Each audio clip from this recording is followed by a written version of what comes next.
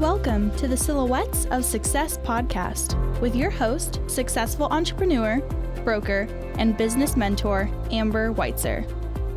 Because success comes in all shapes, sizes, and styles, the Silhouettes of Success podcast is shining the light on industrious women with a collection of curated conversations of intentional inspiration designed to inspire your heart, ignite your mind, feed your soul, and gift you with actionable insights directly from inspirational, everyday women who've shown tenacity, grit, and grace, having taken on the challenges in their lives and business and won. Remarkable, down-to-earth, and relatable, Amber and her guests will share with you uplifting and extraordinary real-life success stories, motivational ideas that just might help spark something within you. With the deepest desire to serve you, help you grow, so you can begin to shine the light that will illuminate your very own silhouette of success. So, let's get to it. Hello and welcome to the Amber Weitzer podcast, Silhouettes of Success. Our V.I.P featured guest has been a commercial banker for over 20 years and is currently leading the middle market effort for Cadence Bank in Tarrant County, Fort Worth, Texas. A first-generation college student, she began her academic journey at Dallas Community College, won an academic scholarship to attend SMU, where she was a pre-med student. After deciding medical school might not be an option with two small children, she changed majors and earned a degree in finance, which launched her career in banking. She is currently serving on the boards of United Way of Tarrant County, Housing Channel, and the Fort Worth Chamber of Commerce. She is a past president of the Rotary Club of Fort Worth, the Ronald McDonald House of Fort Worth, and immediate past chairwoman of the Housing Channel. She is a Leadership Fort Worth class graduate and, drumroll, 40 under 40 recipient in 2013. She currently resides in Fort Worth with her husband and 3 dogs, her grown children, and enjoys spending time with her 3 grandsons. Silhouettes, let's welcome Courtney Garner Lewis to the show. Hello, Courtney. Hi, Amber. Good morning. Hey, good morning to you. I am so excited to visit with you and let you share your silhouette of success story. So once again, welcome. Thank you. All right. We love to kick off the show to let the guests sort of illustrate the early shapings of their silhouette of success story by having you share more about your background with our audience. Okay, sounds great. All right, my lady. So talk to us. So of course we get a glimpse into the bio of your background, but go deeper. Tell the audience more about maybe your journey through the college exploration or your career in banking. Talk to us a little bit about that. Yeah, of course. So, I tell people I didn't set out in life to be a banker. My early life was I was a first generation college student. I wanted to go to college. I had no idea what I wanted to do. Just wanted to go to college. Started out, attending, and I really had a desire to help people. That was just kind of something ingrained in me that I just want to help people. So I thought, well, I'll be a doctor. That sounds like a good thing, to do. Well, after I had my first son when I was 17 and I had my second when I was 20, I was a junior in college, had won my academic scholarship. I was at SMU. I was taking organic chemistry and calculus 3 and physics and all these super hard classes, and just decided, med school just might not be my thing. So I changed my major. I picked finance only because I was good at math. I knew nothing about banking. So I tell people I'm an accidental banker. For me, it was really more about necessity. I had, a couple kids to raise, just needed to make enough money that I could support myself. So just out of necessity, became a banker, and, I've had a great 24-year career, and it's been interesting. And it's just, sometimes the path to success, it's not straight and it's not what you expected. And in life, I found experience is what you get when you don't get what you want. And I've gotten a lot of experience in my life because, a lot of times things just haven't worked out and I've had to pivot. So yeah, that's kind of my windy career into banking and what I'm doing now. Such a great quote on the experience. That was awesome. Oh yeah, absolutely. I tell all of my young bankers, you know what, experience is what you get when you don't get what you want. And you know, the tough deals, the tough times, those are where you learn the most.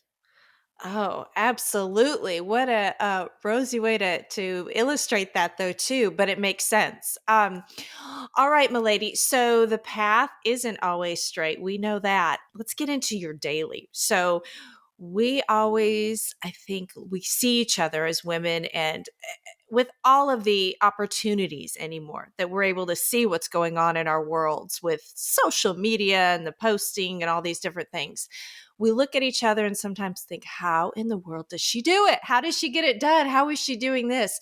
But we know it's real. So the alarm clock goes off and your work or business day begins. What might a day in the life look like for you?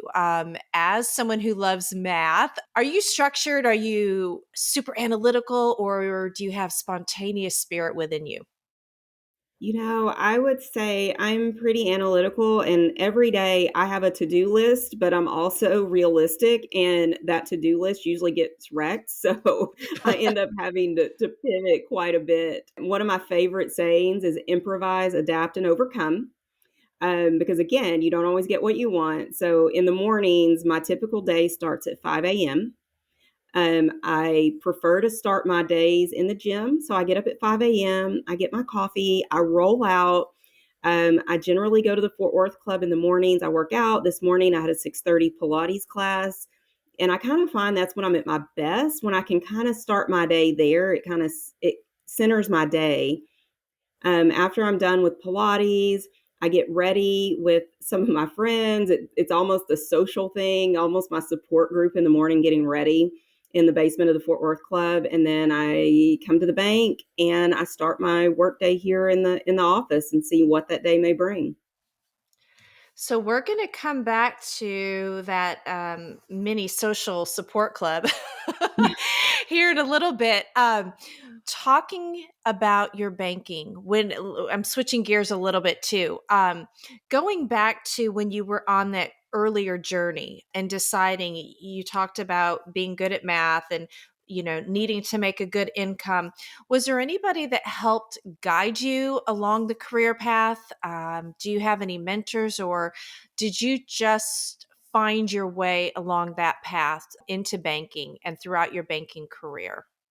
You know, super early in my career, when I was in undergrad, we had a program where finance majors could have a mentor.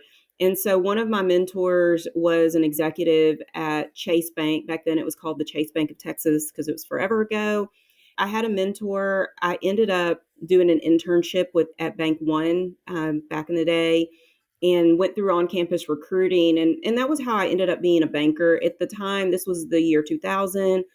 Finance majors, there were kind of two paths. You were either going to go into an investment banking role as an investment bank analyst, or you were going to go into more of a consulting role at one of the big consulting firms. And for me, with small children, traveling 70% of the time wasn't going to work for me.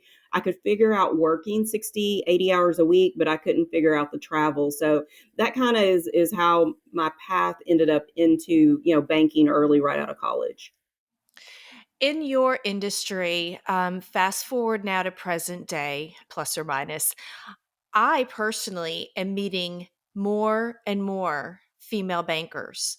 What is it like on the inside? Do you see, or is there a shift? Talk to us about that, because sometimes our audience is maybe looking to make a change in their world, but I'm finding more and more female bankers more dominant than male. Or is You it know just what? me observing? You know what? That's Is it great. my And I think women think about things differently. We think about things, I think, more holistically. And I find women are, I think, biased, but I think women are better bankers. In the leadership roles, there aren't that many, especially in the middle market. I know a couple in middle market that are, around my age, but I am starting to see younger women come into the career, and I'm very I'm very encouraged by that. And I do try to encourage them when I see them to stick with it. That is so good to hear. So good to hear. Talking through some best practices on the daily. If you get stuck, we haven't really dove into too much of the daily, but if you get stuck, how do you find motivation if there's a goal between, or a barrier between you and a goal or a dream that you're chasing? What works for you to kind of get past that? For me, I think I come back to me and I consider the things that I've overcome. A young single mom going to college, graduating, and having a career. I kind of go back to that and think if I did that, there's really nothing else I can't do in life. And growing up, my grandfather, my mother's father, was my absolute biggest fan. And I just remember, they didn't think I would graduate from college because I had this child when I was young. And when I graduated, I remember I asked him one day, I said, "So now what are you going to tell me I can't do?" And he told me nothing. There is nothing you can't do. So I go back to that and think I've already overcome so much just to get where I'm at. And I feel like I can do anything. I love to hear that. There's nothing you can't do. Such a special relationship. When we talk through what you just shared, what currently or recently could you point to any positive adjustments that you've made in your life or environment that do support your current growth, your dreams, or achieving goals? What works for you? I think for me, I do so much. I have to remember me sometimes. I Mm, have so much time, I just spend so much time on everything all the time. I kind of have to remember me, and I just have to remember I have to take care of me, right? I have to put my yeah. oxygen mask on first. I need to get enough sleep. I need to take care of me. I need to my 5 a.m. workout time. That's kind of my me time, and so I kind of have to remember a little bit of self care to take care of myself, so I can turn around and take care of others. So, we want to dive into some other fun things that you've got going on. You have recently, rather recently, I'll let you fill us in. How about this? Talk to us about your new business and what led you into the new Absolutely. adventure. I am so excited when I saw this. I was like, I'm gonna have her talk about it when we visit soon. So go for it. Yeah, absolutely. So in 2022, I think I absolutely may have lost my mind. I bought a franchise business in the water restoration space. It's called All Dry Services. So me and my husband bought this franchise. He quit his job to go full time. So for me, the bank, Cadence Bank, is my 9 to 5. And then I have this 5 to 9, 5 to 10, 5 to maybe not get enough sleep job in all dry services. And we've just completed our first fiscal year in 2023. And I've been a banker for 24 years. So I've been telling people how to run their businesses for a long time.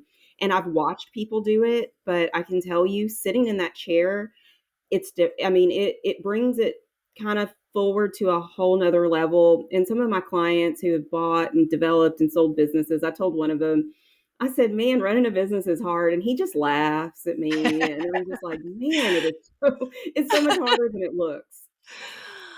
Talk to us more about what is the business on a daily. So in other words, maybe I saw a post, so I guess I'm trying to have you reveal something that's for the audience. Who's your client? Who's your ideal client? What's that look like for you? Yeah, so for us, we are All Dry Services is a restoration business. So we handle water, flood damage. So as you can imagine right now, our phone is starting to get a little bit insane. We handle both residential and commercial. When we have these freeze events and everybody's pipes burst all at the same time, that's when we get super, super busy. Right now, we're working on a La Quinta hotel where their fire suppression system froze and burst. And so we're working on that. We do a lot of hospitality. We do a lot of work with property managers, apartments. We've got an apartment where there's multiple floors where the flooding started on the top and went to the bottom. And then we handle the residential. We handle referrals from insurance agents that call us and just need us to help their clients. Okay, so I just wrote down property management, apartments, hotels, and residential. So I know that our audience and our sponsors are jam packed in all of those categories. So we want to make sure and spread the word about your services and all dry services. So cool. We're going to make sure we've got that contact information in the resource section. So you Yes, all I will be definitely one click appreciate it. away. You know it. You know it. Um, this is kind of going back to more putting the spotlight back on you. And it's typically a two-part question. Was there ever a specific point in time, whether it was an event or key situation in your professional life that really forced you to take a monumental shift within your business or career? And going through that, positive or painful, how did that help you grow? I think probably the biggest one for me was I am a very analytical person and people won't believe this, but I'm introverted. You won't know that now, but I remember the moment when I realized that as an analyst that to progress in my career, it was ultimately I was going to become a salesperson. And I think that was just one of the scariest moments in my life because it was just very overwhelming. And I worked for a bank and I saw they had started to offshore the analyst work, the analytical work, the covenant compliance, the spreading, that those jobs were getting transferred over to India. And I realized at that point to have job security, I needed to get as close to the customer as I could. And that meant I was going to have to walk into a sales role. So for 24 years of my career, the first 10, I was in some type of analytical role. I was a portfolio manager, I was a credit analyst, financial analyst. I was behind the scenes. I was cash flow modeling. I'm super happy. Give me an Excel model and I will tinker all day. I love it. But that stepping out and stepping in a room full of strangers and talking to people that I don't know, initially that was terrifying for me, but I've been doing it for so long. People think that like that's my natural gift, and it really wasn't. I had to grow into that. Isn't that fascinating? One of the fun words that come to mind when I think of you is just how approachable and engaging you are, in our interactions. And so, isn't that interesting how we know there's different things that we really have to fight through and grow through to be at that point? It's just, it looks so natural. It looks like you're right. It looks like you are in your element 110%. Yeah, well, my theory is if you do something for 10 years, you get really good at it or you find something else to do. And so I've been doing that for Yeah. 10 years. So now people think that I'm just great at it, but I really, Yeah. really had to work at it when I first started. Yeah. Well, that is so helpful to know and to hear because there's many of us that would apply to as well. And for those listening to know that there is definitely an opportunity and light to work through those things that we might kind of struggle with a little bit on the front side. Courtney, when do you feel your greatest sense of satisfaction?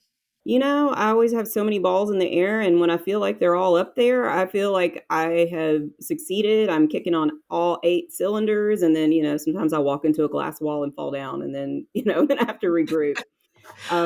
But yeah, when I feel like I've kind of got all of my juggling done, that's when I feel the best, when I feel accomplished. You mentioned earlier, and I said we'd go back to this, your mini support system there at the Fort Worth Club after your workouts. But as a professional and now, of course, an independent business owner with your husband, where do you turn to for support?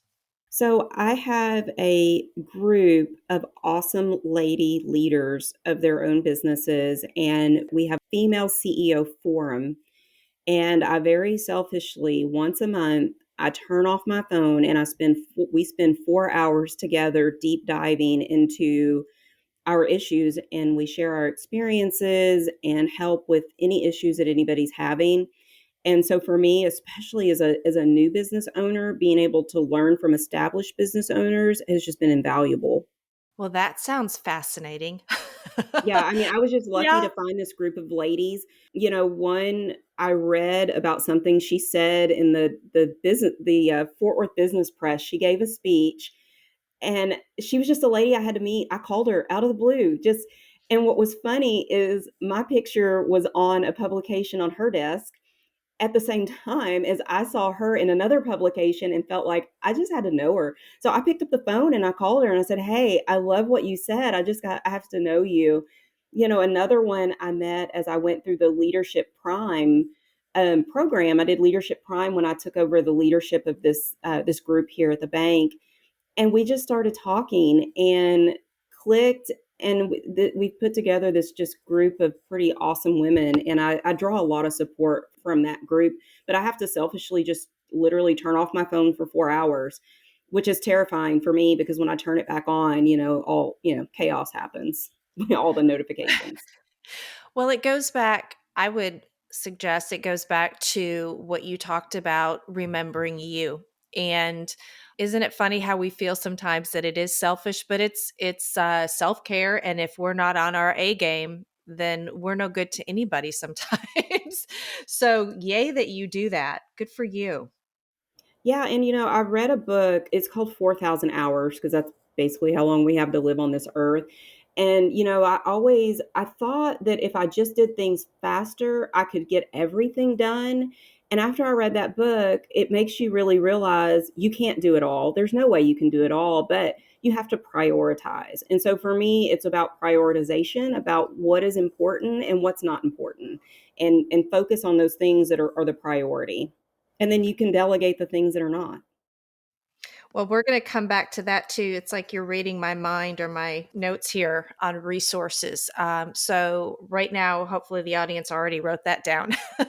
She's already shared a book reference with us because we're going to ask you for that too in a second. So, that's amazing. Oh, yeah. Well, you know Yeah, what? I'm a big believer, and you always have to be learning. You always have to be yeah. learning and growing. And, you never know everything. I feel I'm a strong believer, and you never know everything. And you can always learn something. I don't care how far you go into your career. I love that. Love that. Where do you turn to when you need inspiration? Inspiration is hard. I think a lot of it is internal for me, is just I look to the journey that I've had thus far, and I think about, the people that I've met along the way. I've had amazing mentors and advocates. Having an advocate is like super important because you need those people to speak for you when you're not around. And I've been fortunate that I have found those people in different parts of my career journey. And I keep in touch with them, and I kind of go back to that, and just it inspires me to keep going because I've come so far already. That was brilliant. And I learned something continuously in every conversation I have. But that was brilliant what you just said there as well, as you said mentors and advocates. And a lot of times I think the line on those get blurred. Good for you because we don't all have mentors and advocates, someone that would speak on your behalf or for you or in your corner outside of your presence being there. So that's amazing. Yeah, absolutely. And I have been fortunate here at the bank. I'm the only female leader of a team in our corporate bank for Texas. And there is a woman who leads our Florida division. She's a statewide leader. And as soon as she saw that I was being promoted to this position, she reached out immediately and just said, "I want to be your mentor. I want to be your advocate." And she is that person for me. And before at a bank in the past, I had somebody in that same role. And so, yeah, I think you do need that person who will speak up for you when you're not in the room, because the most important decisions that are made about you are made when you're not in the room. So you need that person who's got your back. And for me, I will pay it forward. And when I see the next woman coming up, I will reach back and help her up as well. Girl, passing that light forward. I love it. I love it. I love it. I love it. All right, my lady, we're going to take a quick break to hear from this episode's sponsor. We'll be right back. Okay. I personally have been investing with Ashcroft Capital for about 5 years. I know the co-founder, Joe Fairless, pretty darn well. He's my brother, so I can personally vouch for him and how he approaches things. I like investing with Ashcroft because of the monthly cash flow. They buy apartment buildings, improve them, and then sell them. It's a good business to be in, and I'm glad to passively invest with them. You can learn more at ashcroftcapital.com. That's ASHCROFT